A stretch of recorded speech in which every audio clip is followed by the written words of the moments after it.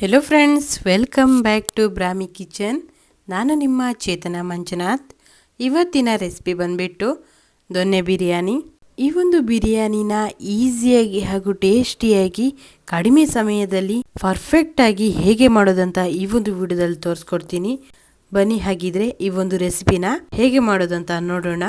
ಈ ಒಂದು ವಿಡಿಯೋನ ಶುರು ಮಾಡೋಕ್ಕಿಂತ ಮುಂಚೆ ನೀವಿನ್ನೂ ಹೊಸಬರು ಯಾರ್ಯಾರು ನನ್ನ ಚಾನಲ್ನ ಸಬ್ಸ್ಕ್ರೈಬ್ ಮಾಡದೆ ಈ ಒಂದು ವಿಡಿಯೋನ ನೋಡ್ತಾ ಇದ್ದೀರೋ ದಯವಿಟ್ಟು ಸಬ್ಸ್ಕ್ರೈಬ್ ಮಾಡಿ ನನಗೆ ಸಪೋರ್ಟ್ ಮಾಡಿ. ಹಾಗೆ ಪಕ್ಕದಲ್ಲಿರೋ ಬೆಲ್ ಐಕಾನ್ನ ಕ್ಲಿಕ್ ಮಾಡಿ. ಮೊದಲಿಗೆ ನಾನಿಲ್ಲಿ ಅರ್ಧ ಕಟ್ಟಾಗುವಷ್ಟು ಪುದೀನ ಸೊಪ್ಪನ್ನ ಸಣ್ಣದಾಗಿ ಹೆಚ್ಚಿಟ್ಕೊಂಡಿದ್ದೇನೆ. ಹಾಗೆ ಕಾಲು ಕಟ್ಟಾಗುವಷ್ಟು ಮೆಂತ್ಯ ಸೊಪ್ಪನ್ನು ಕೂಡ ನಾನಿವತ್ತು ಈ ಒಂದು ಬಿರಿಯಾನಿಗೆ ಹಾಕ್ತಾ ಇದ್ದೀನಿ. ಹಾಗೆ 4ರಿಂದ 5 ಹಸಿಮೆಣಸು ಖಾರಕ್ಕೆ ತಕ್ಕಂತೆ, 2 ಇಂಚಾಗುವಷ್ಟು ಶುಂಠಿನ ಸಣ್ಣದಾಗಿ ಹೆಚ್ಚಿ ಇಟ್ಕೊಂಡಿದ್ದೇನೆ. ಹಾಗೆ 2 ಗಡ್ಡೆ ಮೀಡಿಯಂ ಗಾತ್ರದ ಬೆಳ್ಳುಳ್ಳಿಯನ್ನು ತಗೊಂಡು ದಳಗಳನ್ನು ಬಿಡಿಸಿ ಇಟ್ಕೊಂಡಿದ್ದೇನೆ. ಹಾಗೆ ನಾನಿಲ್ಲಿ ಮೀಡಿಯಂ ಗಾತ್ರದ 4 ಈರುಳ್ಳಿಯನ್ನು ಉದ್ದವಾಗಿ ಹೆಚ್ಚಿ ಇಟ್ಕೊಂಡಿದ್ದೇನೆ. ಹಾಗೆ ನಾನಿಲ್ಲಿ ಮೊಸರು ಬಜ್ಜಿಗೂ ಕೂಡ ಇಲ್ಲೇನೆ ಈರುಳ್ಳಿನ ಮೊದಲಿಗೆ ಹೆಚ್ಚಿ ಇಟ್ಕೊಂಡಿದ್ದೇನೆ. 3 ಈರುಳ್ಳಿನ ಈ ರೀತಿಯಾಗಿ ಸಣ್ಣದಾಗಿ ಹೆಚ್ಚಿ ಇಟ್ಕೊಂಡಿದ್ದೇನೆ. ಹಾಗೆ 2 ಹಸಿಮೆಣಸನ್ನು ಕೂಡ ಈ ರೀತಿಯಾಗಿ ಹೆಚ್ಚಿಟ್ಕೊಂಡಿದ್ದೇನೆ. ಮೊದಲಿಗೆ ನಾನಿಲ್ಲಿ ಬಿರಿಯಾನಿಗೆ ಮಸಾಲವನ್ನು ರೆಡಿ ಮಾಡ್ಕೊಳ್ತಾ ಇದ್ದೀನಿ. ಅದಕ್ಕೆ ಒಂದು ಮಿಕ್ಸಿ ಜಾರಿಗೆ ನಾನಿಲ್ಲಿ ತೋರಿಸಿರುವಂತಹ ಎಲ್ಲ ಸೊಪ್ಪನ್ನು ಹಾಕ್ಕೊಂಡು, ಹಾಗೆ ಮೆಣಸು, ಶುಂಠಿ, ಬೆಳ್ಳುಳ್ಳಿ ಇವಿಷ್ಟನ್ನು ಹಾಕ್ಕೊಂಡು ಸ್ವಲ್ಪ ನೀರನ್ನು ಹಾಕ್ಕೊಂಡು ಗ್ರೈಂಡ್ ಮಾಡ್ಕೊಳ್ತಾ ಇದ್ದೀನಿ. ನೋಡಿ, ಇವಾಗ ನಾನು ಗ್ರೈಂಡ್ ಮಾಡ್ಕೊಂಡು ಆಗಿದೆ. ಇಷ್ಟು ನಯವಾಗಿ ನೀವು ಇದನ್ನು ಗ್ರೈಂಡ್ ಮಾಡ್ಕೊಂಡ್ರೆ ಸಾಕಾಗುತ್ತೆ.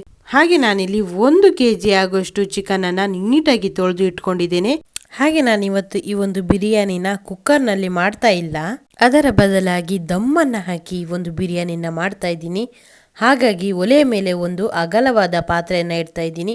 ಈ ಒಂದು ಪಾತ್ರೆಯ ತಳ ಸ್ವಲ್ಪ ದಪ್ಪನಾದರೂ ಇರಬೇಕಾಗತ್ತೆ.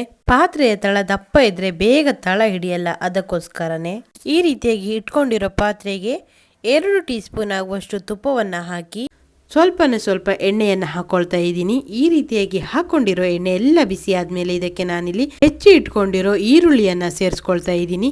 ಈ ರೀತಿಯಾಗಿ ಈರುಳ್ಳಿಯನ್ನ ಸೇರಿಸ್ಕೊಂಡು ಇದು ಸ್ವಲ್ಪ ಕಲರ್ ಚೇಂಜ್ ಆಗುವವರೆಗೆ ಇದನ್ನು ನೀವು ಫ್ರೈ ಮಾಡ್ಕೋಬೇಕು. ನೋಡಿ, ಇವಾಗ ಇದು ನಿಧಾನವಾಗಿ ಕಲರ್ ಚೇಂಜ್ ಆಗ್ತಾ ಇದೆ. ಇಷ್ಟು ಕಲರ್ಗೆ ಬಂದಾಗ ನಾನು ಇದಕ್ಕೆ ಗ್ರೀನ್ ಪೇಸ್ಟ್ ಅನ್ನ ಸೇರಿಸ್ಕೊಳ್ತಾ ಇದ್ದೀನಿ. ನೋಡಿ, ಈ ರೀತಿಯಾಗಿ ಎಲ್ಲವನ್ನ ಸೇರಿಸ್ಕೊಂಡು ಚೆನ್ನಾಗಿ ಇದನ್ನ ಮಿಕ್ಸ್ ಮಾಡ್ಕೋಬೇಕು. ಈ ಒಂದು ಪೇಸ್ಟಿನ ಹಸಿ ವಾಸನೆ ಎಲ್ಲ ಹೋಗಿ ಇದರಲ್ಲಿ ಪರಿಮಳ ಬರಲಿಕ್ಕೆ ಶುರುವಾಗುತ್ತೆ. ಅಲ್ಲಿಯವರೆಗೆ ನೀವು ಇದನ್ನ ಫ್ರೈ ಮಾಡ್ಕೊಳ್ಳಿ. ಹಾಗೆ ಇದರ ಕಲರ್ ಕೂಡ ಸ್ವಲ್ಪ ಚೇಂಜ್ ಆಗುತ್ತೆ.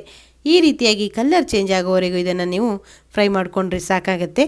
ನೋಡಿ, ಇವಾಗ ಇದರ ಕಲರ್ ಕೂಡ ಚೇಂಜ್ ಆಗಿದೆ. ಹಾಗೆ ಇದರ ಮೇಲ್ಗಡೆ ಸ್ವಲ್ಪ ಎಣ್ಣೆ ಕೂಡ ಬಿಟ್ಕೊಂಡಿದೆ. ಇದು ಇಷ್ಟ ಆದರೆ ಸಾಕಾಗುತ್ತೆ. ನಾನು ಇವಾಗ ಇದಕ್ಕೆ ತೊಳೆದಿಟ್ಕೊಂಡಿರೋ ಚಿಕನನ್ನು ಸೇರಿಸ್ಕೊಳ್ತಾ ಇದ್ದೀನಿ. ಈ ರೀತಿಯಾಗಿ ಎಲ್ಲ ಚಿಕನನ್ನು ಸೇರಿಸ್ಕೊಂಡು ನೀಟಾಗಿ ನೀವು ಇದನ್ನು ಮಿಕ್ಸ್ ಮಾಡ್ಕೋಬೇಕಾಗತ್ತೆ. ಈ ಪೇಸ್ಟು ಹಾಗೆ ಚಿಕನು ಎಲ್ಲ ಕಡೆ ಮಿಕ್ಸ್ ಆಗೋ ಹಾಗೆ ನೀವು ಇದನ್ನು ಚೆನ್ನಾಗಿ ಮಿಕ್ಸ್ ಮಾಡ್ಕೊಳ್ಳಿ. ನೋಡಿ, ನಾನಿಲ್ಲಿ ಈ ರೀತಿಯಾಗಿ ಮಿಕ್ಸ್ ಮಾಡ್ಕೊಂಡಿದ್ದೇನೆ. ನೋಡ್ಲಿಕ್ಕೆ ಎಷ್ಟು ಚೆನ್ನಾಗಿ ಕಾಣಿಸ್ತಾ ಇದೆ ಅಲ್ಲ. ಒಂದು 5 ನಿಮಿಷ ಇದನ್ನ ಹೀಗೆ ಬೇಯಲಿಕ್ಕೆ ಬಿಡ್ತಾ ಇದ್ದೀನಿ. ಈ ಒಂದು ಚಿಕನ್ ಸ್ವಲ್ಪ ನೀರನ್ನ ಬಿಟ್ಕೊಳ್ಳುತ್ತೆ. ಅಲ್ಲಿಯವರೆಗೆ ನಾವು ಇದನ್ನ ಮುಚ್ಚಿ ಇಡೋಣ. ನೋಡಿ, ಇವಾಗ 5 ನಿಮಿಷವಾಗಿದೆ. ಇದರ ಕ್ಯಾಪನ್ನು ಓಪನ್ ಮಾಡಿ ತೋರಿಸ್ತಾ ಇದ್ದೀನಿ. ನೋಡಿ ಯಾವ ರೀತಿಯಾಗಿ ನೀರು ಬಿಟ್ಕೊಂಡಿದೆ ಅಂತ. ಈ ರೀತಿಯಾಗಿ ನೀರು ಬಿಟ್ಕೊಂಡು ಆದ್ಮೇಲೆ ಇದನ್ನ ಒಂದ್ಸಾರಿ ಚೆನ್ನಾಗಿ ಮಿಕ್ಸ್ ಮಾಡಿಕೊಂಡು ಆ ನಂತರದಲ್ಲಿ ಇದಕ್ಕೆ 2 ಟೇಬಲ್ ಸ್ಪೂನ್ ಆಗುವಷ್ಟು ಗಟ್ಟಿ ಮೊಸರನ್ನ ಹಾಕೊಳ್ತಾ ಇದ್ದೀನಿ. ಹಾಗೆ ರುಚಿಗೆ ತಕ್ಕಷ್ಟು ಉಪ್ಪನ್ನು ಕೂಡ ಸೇರಿಸ್ಕೊಂಡು ಅರ್ಧ ಟೀ ಸ್ಪೂನ್ ಆಗುವಷ್ಟು ಅರಿಶಿನವನ್ನು ಕೂಡ ಹಾಕ್ಕೊಳ್ತಾ ಇದ್ದೀನಿ. ಇವೆಲ್ಲವನ್ನ ಹಾಕ್ಕೊಂಡು ಒಂದ್ಸಾರಿ ಚೆನ್ನಾಗಿ ಮಿಕ್ಸ್ ಮಾಡ್ಕೋಬೇಕಾಗತ್ತೆ. ನೋಡಿ, ಈ ರೀತಿಯಾಗಿ ಮಿಕ್ಸ್ ಮಾಡಿಕೊಂಡು ಈ ಹೋಳು ಉಪ್ಪನ್ನೆಲ್ಲ ಹಿಡಿಬೇಕಲ್ಲ, ಹಾಗಾಗಿ ಒಂದು 5 ನಿಮಿಷ ಇದನ್ನು ಮುಚ್ಚಿ ಹೀಗೆ ಬೇಯಿಸ್ಕೊಳ್ತಾ ಇದ್ದೀನಿ. ಇದು ಹೀಗೆ ಬೇಯ್ತಾ ಇರಲಿ. ಇವಾಗ ಅಕ್ಕಿಯನ್ನು ರೆಡಿ ಮಾಡ್ಕೊಳ್ಳೋಣ. ನಾನಿವತ್ತು 1 kg ಆಗುವಷ್ಟು ಸ್ಟೀಮ್ ರೈಸ್ ಅನ್ನ ತಗೊಂಡಿದ್ದೇನೆ. ಈ ಗ್ಲಾಸಲ್ಲಿ 4 ಗ್ಲಾಸ್ ಆಗುವಷ್ಟು ಅಕ್ಕಿ ಇದೆ. ಇದನ್ನು ನೀಟಾಗಿ ತೊಳೆದು ಇಟ್ಕೊಳ್ತಾ ಇದ್ದೀನಿ. ನೋಡಿ, ಇವಾಗ 5 ನಿಮಿಷವಾಗಿದೆ. ಇದು ಚೆನ್ನಾಗಿ ಕುದೀತಾ ಇದೆ. ಹಾಗೆ ಹೋಳು ಕೂಡ ಉಪ್ಪನ್ನೆಲ್ಲ ಚೆನ್ನಾಗಿ ಹೀರ್ಕೊಂಡಿದೆ. ಹಾಗೆ ನಾನು ಇದಕ್ಕೆ ಇವಾಗ ಬಿರಿಯಾನಿ ಪೌಡರನ್ನು ಸೇರಿಸ್ಕೊಳ್ತಾ ಇದ್ದೀನಿ. 3 ಟೀ ಸ್ಪೂನ್ ಆಗುವಷ್ಟು ಬಿರಿಯಾನಿ ಪೌಡರನ್ನು ಸೇರಿಸ್ಕೊಂಡು ಹಾಗೆ ಅದಕ್ಕೆ 1 ಟೀ ಸ್ಪೂನ್ ಆಗುವಷ್ಟು ಧನಿಯಾ ಪೌಡರನ್ನು ಕೂಡ ಸೇರಿಸ್ಕೊಂಡು ಚೆನ್ನಾಗಿ ಮಿಕ್ಸ್ ಮಾಡ್ಕೊಳ್ತಾ ಇದ್ದೀನಿ. ನೋಡಿ, ಇವಾಗ ಚಿಕನ್ ಅರ್ಧ ಬೆಂದಿದೆ. ಇದು ಇನ್ನೂ ಸ್ವಲ್ಪ ಬೇಯಬೇಕು. ಹಾಗಾಗಿ ಇನ್ನೂ ಒಂದು 2 ನಿಮಿಷ ಇದರ ಲಿಡ್ಡನ್ನು ಕ್ಲೋಸ್ ಮಾಡಿ ಬೇಯಲಿಕ್ಕೆ ಬಿಡ್ತಾ ಇದ್ದೀನಿ. ನೋಡಿ, ಇವಾಗ 2 ನಿಮಿಷವಾಗಿದೆ. ಇದು ನೀಟಾಗಿ ಬೆಂದಿದೆ. ಇವಾಗ ನಾನು ಇದಕ್ಕೆ ನೀರನ್ನು ಸೇರಿಸ್ಕೊಳ್ತಾ ಇದ್ದೀನಿ. 1 kg ಅಕ್ಕಿಗೆ 4 ಲೋಟವಾಗುವಷ್ಟು ಅಕ್ಕಿ ಬಂದಿರೋದ್ರಿಂದ ನಾನು 8 ಲೋಟವಾಗುವಷ್ಟು ನೀರನ್ನು ಸೇರಿಸ್ಕೊಳ್ತಾ ಇದ್ದೀನಿ. ಹಾಗೆ ನಾವಿವತ್ತು ದಮ್ ಹಾಕೋದ್ರಿಂದ ಅರ್ಧ ಗ್ಲಾಸ್ ನೀರನ್ನು ಎಕ್ಸ್ಟ್ರಾವಾಗಿ ನಾನು ಇದಕ್ಕೆ ಸೇರಿಸ್ಕೊಳ್ತಾ ಇದ್ದೀನಿ. ಜಾಸ್ತಿ ಏನು ನೀರು ಎಕ್ಸ್ಟ್ರಾ ಬೇಕಾಗೋದಿಲ್ಲ. ಹಾಗೆ ಇದನ್ನು ಇವಾಗ ಒಂದು ಪ್ಲೇಟನ್ನು ಮುಚ್ಚಿ ಹಾಕಿರುವಂಥ ನೀರು ಕುದಿಬೇಕು. ಅಲ್ಲಿಯವರೆಗೆ ನೀವು ಇದನ್ನು ಹಾಗೆ ಬಿಡಿ. ನೋಡಿ, ಇವಾಗ ನಾವು ಹಾಕಿರುವಂಥ ನೀರು ಚೆನ್ನಾಗಿ ಕುದೀತಾ ಇದೆ. ಇದಕ್ಕೆ ನಾನಿಲ್ಲಿ ತೊಳೆದಿಟ್ಕೊಂಡಿರೋ ಅಕ್ಕಿಯನ್ನು ಸೇರಿಸ್ಕೊಳ್ತಾ ಇದ್ದೀನಿ. ನೋಡಿ, ಎಲ್ಲ ಅಕ್ಕಿಯನ್ನು ನೀಟಾಗಿ ಇದಕ್ಕೆ ಸೇರಿಸ್ಕೊಂಡು ಒಂದು ಸಾರಿ ಚೆನ್ನಾಗಿ ಮಿಕ್ಸ್ ಮಾಡ್ಕೊಳ್ಳಿ. ಇಲ್ಲ ಅಂದರೆ ಇದು ತಳ ಹಿಡಿಯೋ ಸಾಧ್ಯತೆ ಕೂಡ ಇರುತ್ತೆ. ನೋಡಿ, ಈ ರೀತಿಯಾಗಿ ಎಲ್ಲವನ್ನು ಒಂದು ಸಾರಿ ಮಿಕ್ಸ್ ಮಾಡಿಕೊಂಡು ಇದನ್ನು ಕುದಿಲಿಕ್ಕೆ ಬಿಡಿ. ಹಾಗೆ ಇದಕ್ಕೆ ಉಪ್ಪು ಏನಾದರೂ ಬೇಕಂತ ನೋಡಿ. ನಾನಿಲ್ಲಿ ಸ್ವಲ್ಪ ಉಪ್ಪು ಕಮ್ಮಿ ಇರೋದ್ರಿಂದ ಸ್ವಲ್ಪ ಉಪ್ಪನ್ನು ಹಾಕ್ಕೊಳ್ತಾ ಇದ್ದೀನಿ. ಹಾಗೆ 1 ಟೀ ಸ್ಪೂನ್ ಆಗುವಷ್ಟು ಲಿಂಬೆ ಹಣ್ಣಿನ ರಸವನ್ನು ಕೂಡ ಸೇರಿಸ್ಕೊಳ್ತಾ ಇದ್ದೀನಿ. ನೋಡಿ, ಈ ರೀತಿಯಾಗಿ ಸೇರಿಸ್ಕೊಂಡು ಇದನ್ನು ಕುದಿಲಿಕ್ಕೆ ಬಿಡ್ತಾ ಇದ್ದೀನಿ. ಇದು ಚೆನ್ನಾಗಿ ಕುದಿಬೇಕು. ನೋಡಿ, ಮಧ್ಯೆ ಮಧ್ಯೆ ಒಂದು ಸಾರಿ ಇದನ್ನು ನೀವು ಮಿಕ್ಸ್ ಮಾಡ್ಕೋಬೇಕು. ಯಾಕಂದರೆ ಇದು ತಳ ಹಿಡಿಯೋ ಸಾಧ್ಯತೆ ಕೂಡ ಇರುತ್ತೆ. ಹಾಗಾಗಿ ನೋಡಿ, ಇವಾಗ ನಿಧಾನವಾಗಿ ನೀರು ಕಮ್ಮಿ ಆಗ್ತಾ ಬರ್ತಾ ಇದೆ. ನಾನಿವಾಗ ಇದರ ಉಪ್ಪು ಹುಳಿ ಖಾರ ಎಲ್ಲ ಸರಿ ಇದೆ ಅಂತ ಒಂದು ಸಾರಿ ಫೈನಲ್ ಆಗಿ ಚೆಕ್ ಮಾಡ್ಕೊಳ್ತಾ ಇದ್ದೀನಿ. ಎಲ್ಲವೂ ಪರ್ಫೆಕ್ಟ್ ಆಗಿದೆ. ಹಾಗೆ ನೋಡಿ, ಇದರ ನೀರು ಕಮ್ಮಿ ಆಗ್ತಾ ಬಂದಿದೆ. ಅಕ್ಕಿ ನೀರನ್ನೆಲ್ಲ ಹೀರ್ಕೊಂಡು ನೀರು ಇಷ್ಟು ಡ್ರೈ ಆಗಿದೆ. ಇದಿಷ್ಟ ಆದ್ರೆ ಸಾಕಾಗುತ್ತೆ. ಹಾಗೆ ಈ ಒಂದು ಅನ್ನ ಅರ್ಧದಷ್ಟು ಬೆಂದಿದೆ. ಇವಾಗ ನಾನು ಇದಕ್ಕೆ ದಮ್ಮನ್ನು ಹಾಕ್ಕೊಳ್ತಾ ಇದ್ದೀನಿ.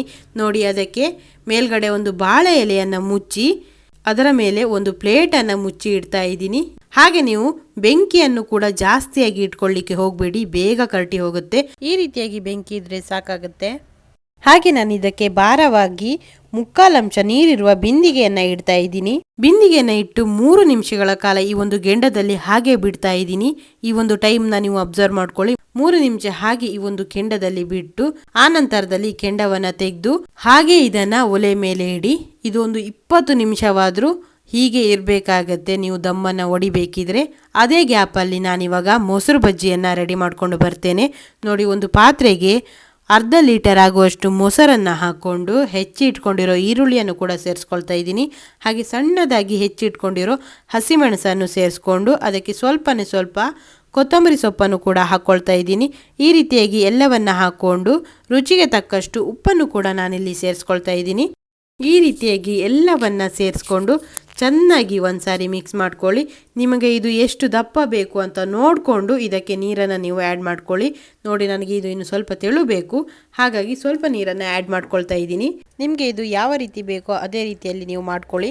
ನಿಮಗೆ ತೆಳು ಬೇಕಿದ್ರೆ ತೆಳುನು ಮಾಡ್ಕೋಬೋದು, ಹಾಗೆ ದಪ್ಪ ಬೇಕಿದ್ರೆ ದಪ್ಪನೂ ಹಾಗೆ ಇಟ್ಕೋಬೋದು. ನೋಡಿ, ಇವಾಗ 20 ನಿಮಿಷವಾಗಿದೆ.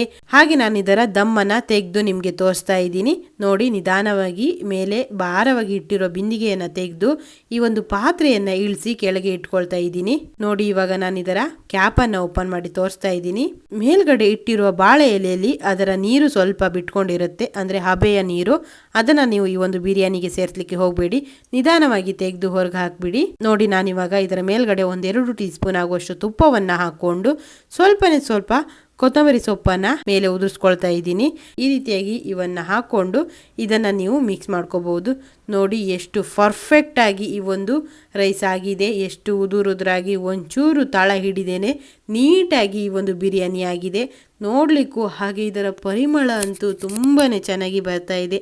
ನನಗಂತೂ ಎಷ್ಟು ಬೇಗ ಇದನ್ನು ತಿಂತೀನೋ ಅನಿಸ್ತಾ ಇದೆ, ಅಷ್ಟು ಚೆನ್ನಾಗಿ ಇದು ಪರಿಮಳ ಬರ್ತಾ ಇದೆ. ನೋಡಿ, ಇದನ್ನು ನಾವು ದೊನ್ನೆಗೆ ಹಾಕಿದರೆ ದೊನ್ನೆ ಬಿರಿಯಾನಿ ರೆಡಿ. ಹೋಟೆಲ್ ಸ್ಟೈಲ್ಗಳಲ್ಲಿ ಕೊಡ್ತಾರಲ್ಲ ಅಂತಹದೇ ಟೇಸ್ಟಲ್ಲಿ ಈ ಒಂದು ಬಿರಿಯಾನಿ ಆಗಿದೆ. ಆಹಾ, ನೋಡ್ತಿದ್ರೇ ತುಂಬಾ ಚೆನ್ನಾಗಿದೆ, ಹಾಗೆ ತಿನ್ನಲಿಕ್ಕೂ ಕೂಡ ತುಂಬಾ ಚೆನ್ನಾಗಿದೆ. ಓಕೆ, ಈ ಒಂದು ರೆಸಿಪಿನ ನೀವು ಕೂಡ ನಿಮ್ಮ ಮನೆಯಲ್ಲಿ ಟ್ರೈ ಮಾಡಿ. ಇದು ಹೇಗೆ ಬಂತು ಅಂತ ನನ್ನ ಕಾಮೆಂಟ್ ಸೆಕ್ಷನಲ್ಲಿ ಕಾಮೆಂಟ್ ಮಾಡಿ. ಹಾಗೆ ನೀವಿನ್ನೂ ಯಾರ್ಯಾರು ನನ್ನ ಚಾನಲ್ನ ಸಬ್ಸ್ಕ್ರೈಬ್ ಮಾಡಿದೆ ಈ ಒಂದು ವಿಡಿಯೋನ ನೋಡ್ತಾ ಇದ್ದೀರೋ ದಯವಿಟ್ಟು ಸಬ್ಸ್ಕ್ರೈಬ್ ಮಾಡಿ ನನಗೆ ಸಪೋರ್ಟ್ ಮಾಡಿ. ಈ ಒಂದು ವಿಡಿಯೋ ನಿಮಗೆ ಇಷ್ಟವಾಗಿದ್ರೆ ಲೈಕ್ ಮಾಡಿ, ನಿಮ್ಮ ಫ್ಯಾಮಿಲಿ ಹಾಗೂ ಫ್ರೆಂಡ್ಸ್ಗೂ ಈ ಒಂದು ವಿಡಿಯೋನ ಶೇರ್ ಮಾಡಿ. Thank you.